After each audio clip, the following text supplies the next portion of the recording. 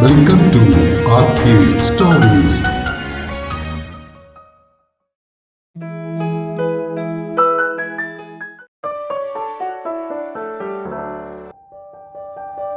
പറയാനിനിയും 28. മാധവിയമ്മ പിറ്റേ ദിവസം നേരത്തെ തന്നെ എത്തി. ആശ്രയ കുളിയെല്ലാം കഴിഞ്ഞ് മൊബൈലിൽ ഗുഡ് മോർണിംഗ് മെസ്സേജുകൾ അയക്കുന്ന തിരക്കിലായിരുന്നു. മാധവിയമ്മയെ കണ്ട അവൾ തല ഉയർത്തി അവരെ നോക്കി ഒന്ന് ചിരിച്ചിട്ട് വീണ്ടും മൊബൈലിലേക്ക് മുഖം പൂഴ്ത്തി. അവർ വന്നപാടെ നേരെ വിഭയുടെ അടുത്തേക്ക് ചെന്നു. മോൾക്ക് ദേഹം തുടക്കുകയോ മറ്റോ വേണോ? ഇപ്പോ വേണ്ടമ്മേ, അതിന് ഹോസ്പിറ്റൽ സ്റ്റാഫ് തന്നെ കുറച്ചു കഴിയുമ്പോൾ വരും. അമ്മ ഭക്ഷണം കഴിച്ചായിരുന്നോ? ഞാൻ വീട്ടിൽ നിന്ന് കഴിച്ചിട്ടാ ദിവസവും വരുന്നേ. മോളുടെ ഭക്ഷണം ഇവിടെ തന്നെയല്ലേ? അതെ, വരാറായിട്ടുണ്ട്. അമ്മയുടെ വീട് എവിടെയാ? ഇവിടെ കുണ്ടന്നൂരിനടുത്താ മോളെ. ആണോ? ഞങ്ങളുടെ ക്ലിനിക്കും അവിടെ അടുത്താ. അറിയാം, ആശ്രയ മോള് പറഞ്ഞിട്ടുണ്ടേ. വീട്ടിൽ ആരൊക്കെയുണ്ട്? കിടക്കയിലൊന്ന് ചരിഞ്ഞു കിടന്നിട്ട് വിഭ ചോദ്യം തുടർന്നു. വീട്ടിൽ എന്റെ മോനും അവന്റെ മോളും ഉണ്ട്. ആണോ? എന്താ മോളുടെ പേര്? ലക്ഷ്മി. ലക്ഷ്മി കൊള്ളാലോ, നല്ല പേര്. എത്ര വയസ്സുണ്ട്? ഈ വരുന്ന ചിങ്ങത്തില് അവൾക്ക് 7 വയസ്സ് തികയും. ആണോ? അപ്പൊ എത്രയല്ല പഠിക്കുന്നേ? അവളിപ്പോ പഠിക്കുന്നില്ല മോളെ. മാധവിയമ്മയുടെ മുഖം ഒന്ന് മങ്ങി. അയ്യോ, അതെന്തു പറ്റി? വിഭ കട്ടിലേക്ക് ചാരിയിരുന്നു.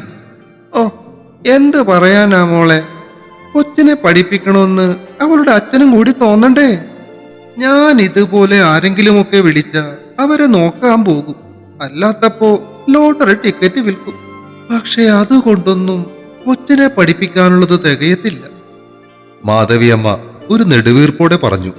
ഫോൺ മാറ്റിവെച്ചിട്ട് ആശ്രയയും അവർ പറയുന്നത് ശ്രദ്ധിച്ചു. അപ്പോ ലക്ഷ്മിയുടെ അമ്മ വീട്ടിലില്ലേ? അവൾ ഒരു നല്ല കൊച്ചായിരുന്നു മോളെ.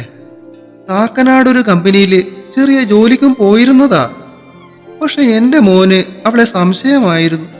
കുടിച്ച് വന്നിട്ട് എപ്പോഴും അവൾ ഉപദ്രവിക്കും. എത്രയെന്ന് വെച്ചാ അവള് സഹിക്കുന്നത്. ഒരു ദിവസം അവൾ ഇറങ്ങിപ്പോയി. കൊച്ചിനെ കൂടെ കൊണ്ടുപോകാൻ അവള് കുറെ നോക്കിയതാ. പക്ഷെ അവൻ സമ്മതിച്ചില്ല. എന്തൊക്കെ പറഞ്ഞാലും മോനായി പോയില്ലേ. എനിക്കങ്ങനെ ഉപേക്ഷിച്ചു പോകാൻ പറ്റുമോ?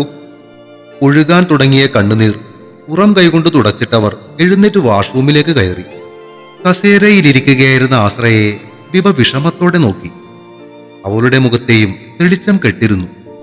നമുക്ക് ചുറ്റുമുള്ള മുഖങ്ങൾക്ക് പുറകിലൊക്കെ എന്തെല്ലാം കഥകളാണല്ലേടാ ഉള്ളത്.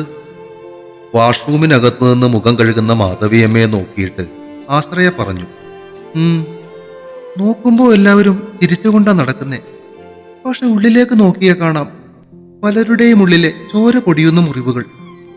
വിഭ പുറകോട്ട് ചാരി കണ്ണുകൾ അടച്ചു.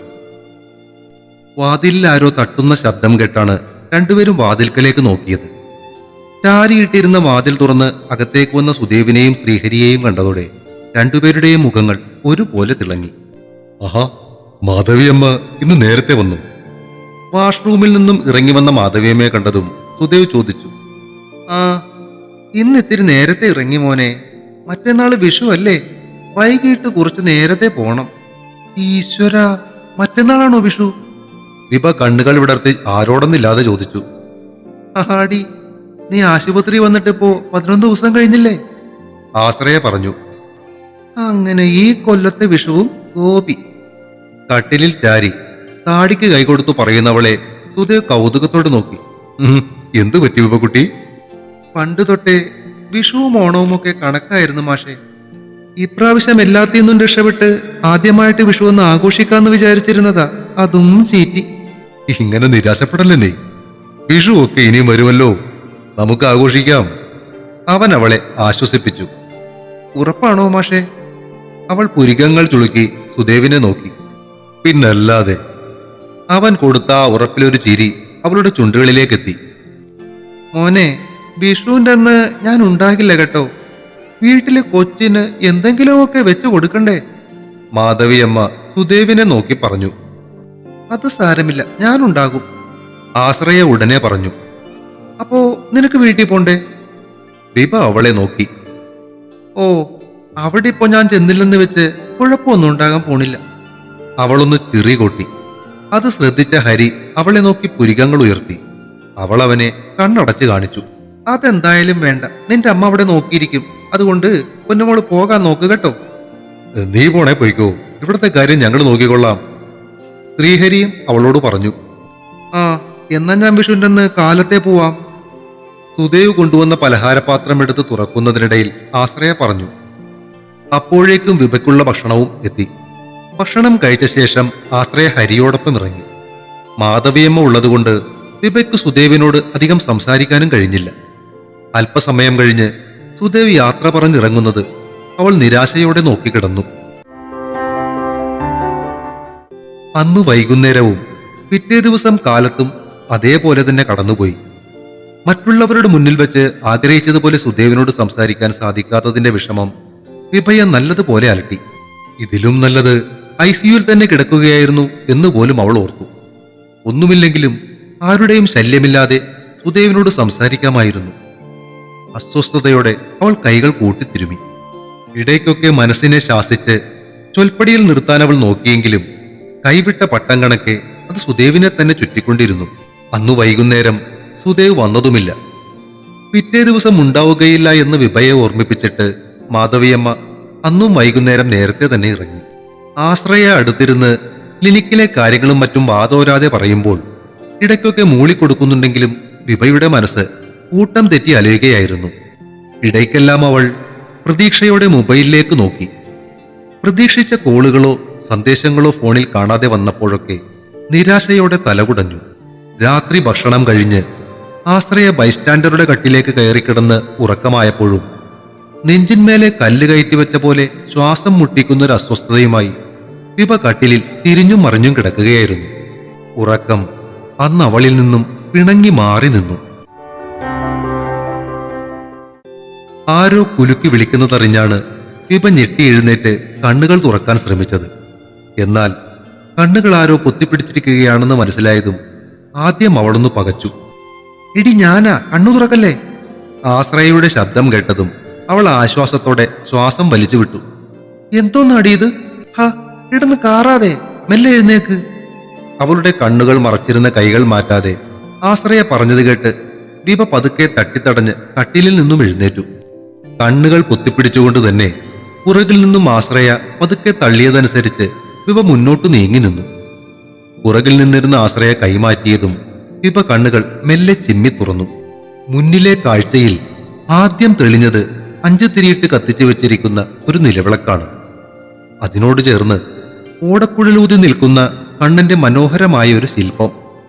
അതിനു മുന്നിലെ ചെറിയ ഉരുളിയിൽ നിറച്ചു വെച്ചിരിക്കുന്ന പലതരം പഴങ്ങൾ, നാളികേരം, ഒരു പിടി കൊന്നപ്പൂവ്, ഒരു വാൽക്കണ്ണാടി, കോടിമുണ്ട്, അതിനു മുകളിൽ വെച്ചിരിക്കുന്ന നാണയങ്ങൾ, കൂടാതെ സ്വർണത്തിന്റെ ഒരു മോതിരവും.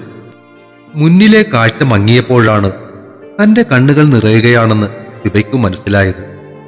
ആ കണിക്കു മുന്നിൽ നിന്ന് അവൾ സന്തോഷം കൊണ്ട് വെങ്ങിപ്പൊട്ടി. നിലവിളക്കിന്റെ വെളിച്ചം മാത്രമുള്ള ആ മുറിയിൽ പുറകിലെ ഇരുട്ടിൽ നിന്നും അത്ര വഴക്കമല്ലാത്ത ശബ്ദങ്ങളിൽ കൈകൊട്ടിക്കൊണ്ടൊരു കണിപ്പാട്ടുയർന്നു. കണ്ടു ഞാൻ കൃഷ്ണനെ ഗോപാലകൃഷ്ണനെ കൊണ്ടൽ കാർവർണ്ണനെ കാർവർണ്ണനെ, കണ്ടു ഞാൻ കൃഷ്ണനെ ഗോപാലകൃഷ്ണനെ കൊണ്ടൽ കാർവർണ്ണനെ കാർവർണ്ണനെ. ഞെട്ടിത്തിരിഞ്ഞു നോക്കിയ വിഭ പുറകിലെ ഇരുട്ടിൽ നിന്നും കൈകൊട്ടിപ്പാടിക്കൊണ്ട് മുന്നിലേക്ക് വന്ന സുദേവിനെയും ശ്രീഹരിയെയും കണ്ട് വാ പൊളിച്ച് കണ്ണുമിഴിച്ചു നിന്നു. വാ അടക്കന്റെ വിഭക്കുട്ടിയെ, ഇല്ലേ വിഷു ഈച്ച കയറും. ചിരിച്ചുകൊണ്ട് സുദേവ് പറഞ്ഞത് കേട്ട് അവൾ പരിഭവത്തോടെ കണ്ണുകൾ ചുരുക്കി അവനെ നോക്കി. എന്തേ, സന്തോഷമായോ? ചോദിച്ചുകൊണ്ട് മുന്നിലേക്ക് കയറി വന്ന സുദേവിന്റെ നെഞ്ചിൽ ആശ്രയയും ശ്രീഹരിയും നിൽക്കുന്നതോർക്കാതെ അവൾ കൈചുരുട്ടി കളിയായി ഇടിച്ചു. ഓ അവിടുന്ന്. തലയൊന്ന് ചരിച്ച് പരിഭവിക്കുന്നവളെ നോക്കി സുദേവ് കണ്ണു ചിമ്മിച്ചിരിച്ചു. ആ കണ്ണൊക്കെ തുടച്ച് നല്ല കുട്ടിയായിരുന്നേ, നമുക്ക് ഉച്ചക്ക് സദ്യയൊക്കെ ഉണ്ണണ്ടേ? ചോദ്യത്തോടൊപ്പം സുദേവ് പോക്കറ്റിൽ നിന്നും കേർച്ചീഫ് എടുത്ത് വിഭയുടെ മുഖം തുടച്ചു കൊടുത്തപ്പോൾ അവൾ അനുസരണയോടെ നിന്നുകൊടുത്തു. ഇതൊക്കെ എങ്ങനെ സംഘടിപ്പിച്ചടി? പുറകിൽ കൈകെട്ടി നിന്നിരുന്ന ആശ്രയയ്ക്ക് നേരെ തിരിഞ്ഞിട്ട് അവൾ ചോദിച്ചു. അങ്ങോട്ട് ചോദിക്ക്. ഇതുങ്ങൾ രണ്ടും കൂടെ ഒപ്പിച്ചതാ. ഇന്ന് ക്ലിനിക്കിൽ നിന്ന് ഇറങ്ങാൻ നേരത്താ സുദേവേട്ടൻ വിളിച്ച് ഇങ്ങനൊരു കാര്യം പറഞ്ഞത്. രാത്രി നീ ഉറങ്ങിയിട്ട് സാധനങ്ങളെല്ലാം അകത്തേക്ക് കൊണ്ടുവരാനായിരുന്നു പരിപാടി. പക്ഷെ ഇന്നലെ രാത്രി നീയാണെ ഉറങ്ങുന്നുമില്ല. നോക്കുമ്പോഴൊക്കെ തിരിഞ്ഞും മറിഞ്ഞും കിടപ്പുണ്ട്. എത്ര നേരം ഞാൻ വെറുതെ കണ്ണടച്ച് കിടന്നെന്നറിയോ? 12 മണി കഴിഞ്ഞു നീ ഒന്ന് ഉറങ്ങി കിട്ടിയപ്പോ. അത്രയും നേരം നിങ്ങൾ ഇതെല്ലാം പിടിച്ചുകൊണ്ട് പുറത്തു നിൽക്കുകയായിരുന്നു. അവൾ പറഞ്ഞത് കേട്ട് നിറഞ്ഞ ഹൃദയത്തോടെ വിഭ സുദേവിനെയും ഹരിയെയും നോക്കി. രാത്രി വന്നിട്ട് ഇത്രയും നേരം ഇതിനകത്ത് തന്നെ ഇരുന്നു എന്നിട്ട് നിങ്ങൾ? അവൾ ചോദിച്ചു. ഏയ്, ഇതെല്ലാം അറേഞ്ച് ചെയ്തിട്ട് ഞങ്ങൾ തിരികെ ഫ്ലാറ്റിലേക്ക് പോയി. അത് കഴിഞ്ഞ് കുറച്ചു മുന്നേ വന്നതേ ഉള്ളൂ. ആശ്രയ വാതിൽ തുറന്ന് ഞങ്ങളെ അകത്തേക്ക് കയറ്റിയതല്ലേ. ഈ സമയത്ത് വന്നപ്പോ സെക്യൂരിറ്റി ഒന്നും പറഞ്ഞില്ലേ? വിഭ മൂക്കത്ത് വിരൽ വെച്ചു. നമ്മുടെ കൂടെ ഒരു SI ഉള്ളത് കൊണ്ട് കാര്യങ്ങളെല്ലാം എളുപ്പമല്ലേ. എന്നാ ഞങ്ങൾ ഇറങ്ങട്ടെ. സമയം 4:30 ആയിട്ടുള്ളൂ. നിങ്ങൾ വേണേ കുറച്ചു നേരം കൂടി കിടന്നു. കണ്ണി കണ്ടു കഴിഞ്ഞാ പിന്നെ കിടന്ന് ഉറങ്ങാൻ പാടില്ല മാഷേ. ഓഹോ, അങ്ങനെയുണ്ടോ ആചാരങ്ങൾ? നടക്കട്ടെ. കണി മാത്രമേ ഉള്ളല്ലേ? അതും പറഞ്ഞവൾ സലീം കുമാർ സിനിമയിൽ ചെയ്തതുപോലെ സുദേവിന്റെ അടുത്തേക്ക് ചെന്ന് പോക്കറ്റിലേക്കൊന്ന് എത്തി നോക്കി. കൈനീട്ടയില്ലേ? കൈയും നീട്ടി കുസൃതിച്ചിരിയുടെ മുന്നിൽ നിൽക്കുന്നവളെ നോക്കി ചിരിച്ചുകൊണ്ട് സുദേവ് പോക്കറ്റിൽ നിന്നും പേഴ്സ് എടുത്തു. 500-ന്റെ ഒരു നോട്ടും ഒരൊറ്റ നാണയവും എടുത്ത് ആ കൈയിലേക്ക് വെച്ചു കൊടുത്തതും അവൾ സുദേവിന്റെ കാൽ തൊട്ട് വന്ദിച്ചു. ആശ്രയയും ഉടനെ അവന്റെ മുന്നിലേക്ക് കൈനീട്ടി. അവൾക്കും അവൻ കൈനീട്ടം നൽകി. അതോടെ രണ്ടുപേരും ഹരിക്ക് നേരെയും കൈനീട്ടി. അവനും രണ്ടുപേർക്കും കൈനീട്ടം കൊടുത്തു. അപ്പോ ഞങ്ങൾക്കില്ലേ വിഷു കൈനീട്ടം? ഹരിയുടെ ചോദ്യത്തിന് ആശ്രയ അവനെ നോക്കി ചുണ്ടുകൊണ്ട് കോക്കറി കാണിച്ചു. മുതിർന്നവരെ പിള്ളേർക്ക് അഭിഷേക കൈനീട്ടം കൊടുക്കേണ്ടത്. ശരി ശരി, നീ 8 മണിക്കല്ലേ പോകുന്നത്? അപ്പോഴേക്കും ഞങ്ങൾ എത്തിക്കൊള്ളാം. ഇവിടെ നിന്നാൽ മതി. സ്റ്റാൻഡിലേക്ക് ഞാൻ ആക്കി തരാം കേട്ടോ. ഹരി പറഞ്ഞപ്പോൾ ആശ്രയ തലയാട്ടി. എന്നാ നിങ്ങൾ വാതിലടച്ചേക്കൂ. സുദേവ് വിഭയോട് പറഞ്ഞു. അവളുടെ ഹൃദയം നിറഞ്ഞു തുളുമ്പുകയായിരുന്നു. അവൾ സുദേവിനെ നോക്കി നിറഞ്ഞു ചിരിച്ചു. കണ്ണൊന്ന് ചിമ്മി അടച്ചിട്ട് അവൻ തിരിഞ്ഞു നടന്നു. ഒപ്പം ശ്രീഹരിയും. വാതിലടച്ചിട്ട് വിഭ ഒരിക്കൽ കൂടി കണിയുടെ മുന്നിൽ നിന്നും കണ്ണനെ തൊഴുതു. കണ്ണ. ജീവിതത്തിൽ ലഭിച്ച ഏറ്റവും നല്ലൊരു കണിയായി. ഒരു കുസൃതിച്ചിരിയോടെ ഓടക്കുഴലും ഊതി നിൽക്കുന്ന ആ കള്ളക്കണ്ണനെ നോക്കി അവളുടെ മനസ്സ് പറഞ്ഞു. ആശ്രയ കട്ടിലേക്ക് കയറി ഒന്നുകൂടി കിടക്കാൻ വട്ടം കൂട്ടിയപ്പോൾ ആദ്യമായി മനം നിറഞ്ഞു കണ്ട കണിയുടെ സന്തോഷവും മനസ്സിൽ നിറച്ചുകൊണ്ട് ഫ്രഷ് ആകാനായി വിഭ വാഷ്റൂമിലേക്ക് കയറി. തുടരും.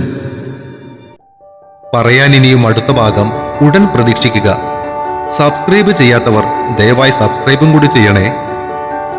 അഭിപ്രായങ്ങൾ പറയുന്നതിനൊപ്പം ലൈക്കുകളും ഷെയറുകളും ചെയ്ത് സപ്പോർട്ടുമായി കൂടെ ഉണ്ടാകണേ.